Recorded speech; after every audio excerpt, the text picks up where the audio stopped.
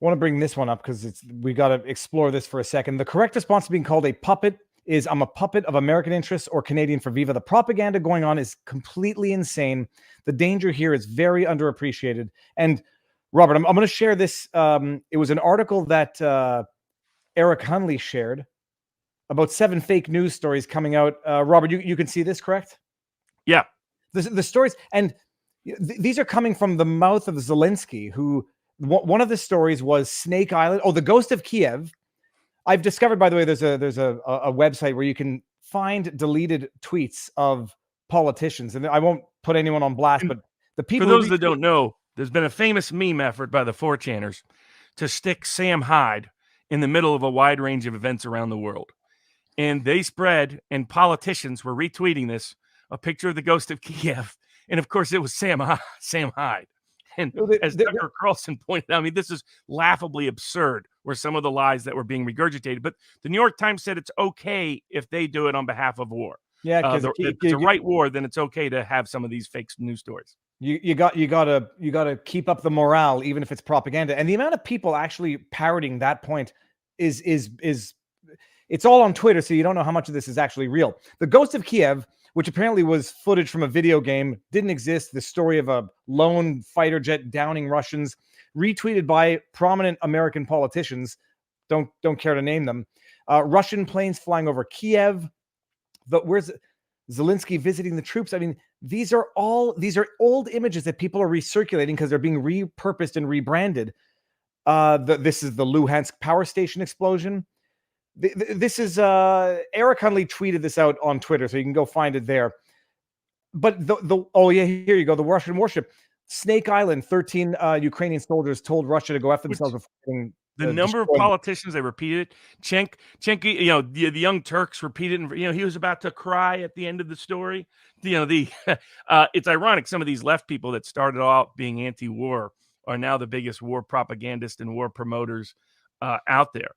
But I mean, in the fog of war, which is a term that von Clausewitz originated, he put a little bit. He referred to it as the fog of uncertainty in war. He meant it a little bit differently than it became colloquially understood to be. But the idea is that there's a lot of facts we won't know, and that will be difficult to ever know. So we can just look at the best evidence that's been gathered so far. And if the Russians wanted to shock and awe, the Russians would have shocked and awe. Instead, they didn't send in most of their troops. They haven't done mass bombing campaigns. They haven't even targeted most of Western Ukraine. They've encircled cities but haven't gone in. And what's fascinating is the Western general spin on this has been, they must be getting mass resistance. And it was the Russians' choice not to do the mass bombing. There was no mass resistance to stop that. It was the Russians' choice to send in 50,000 troops instead of 200,000 from the get-go. They have close to 1 million troops, another 1 million plus in reserves. That was their choice. That wasn't because of any resistance they were facing. And in fact, anybody that looked at the map that saw the earlier criticism of the Duran has been much more accurate on this than anybody in the Western media by a long mile. And if you and they've just been showing the maps. And in fact, it's given the tactics they're choosing. Again, no less authority, Colonel Douglas McGregor, high-ranking Trump official, has called it too gentle. And that's because with the American mindset, you're not achieving your military objective as quickly as you could by not going in hard and heavy, by not doing shock and awe. However, the Russians have a different approach. And they continue to do diplomacy. They escalate a little bit, try to get diplomacy, escalate a little bit, do some diplomacy. That's what they're doing. And so their goal, American military strategy since the end of the Cold War just hasn't been that way. It's been, okay, once we've set a military objective, let's get the military objective. And then when that's done, we'll shift back to politics and diplomacy. Russia clearly has a version of von Clausewitz, which is, had a very strong influence on their military and political training and their diplomats, which is that war is just another extension of politics, just another arm of politics, just another means of politics. And so they did aspects of this in Syria, as they detailed in the Duran, where their goal is just to escalate a little bit. They created the same escape valves for people.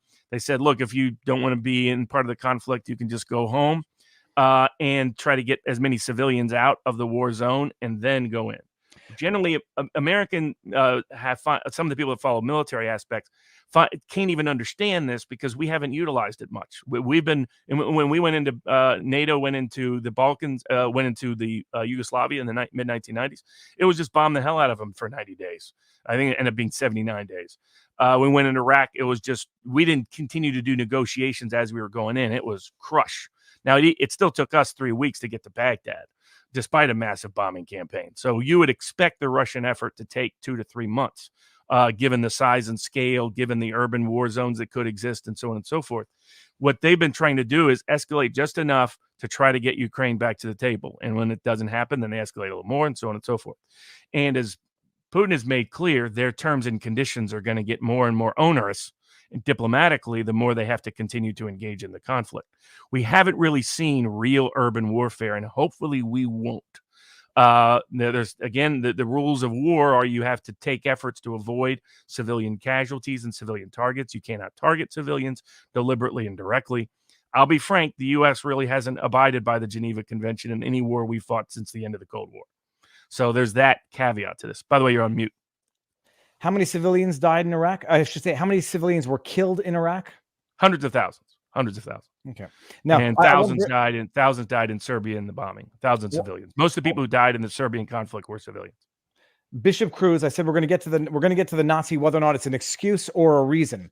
But just because there's propaganda building up Ukraine doesn't mean you need to spout the Russian propaganda to counter. Still no excuse to invade. Well, that's the argument. I mean, legally, their view is they had to, because this anti-Russian project, this is Putin's definition. You can argue with whether he's factually right. You can argue about whether you think it's his real motivation. But he considered it a weapon of mass destruction to have an anti-Russia project with this massive border along Russia that had NATO nuclear weapons and Nazis involved. That was his view. It does appear now that two other facts have come out, or two other potential facts have come out. One is this fact. First one doesn't appear to be dispute. Almost 60,000 Ukrainian troops had amassed around the Donbass. And people should ask themselves, what were they doing there unless they were about to completely eviscerate Minsk Accords and launch an attack? And the Russians just decided to get there before the punch. The second one has been, according to the Russians, they are producing evidence that the U.S., along with Ukraine, had bioweapons labs that were undisclosed to the world, developing biological weapons in parts of Ukraine. Those would be, according to our own definition and the one Mr. Colin Powell, those would be weapons of mass destruction by themselves. And the Russians are claiming that those were intended to be used in the future against the Russians. But now let's play devil's advocate, or just advocate.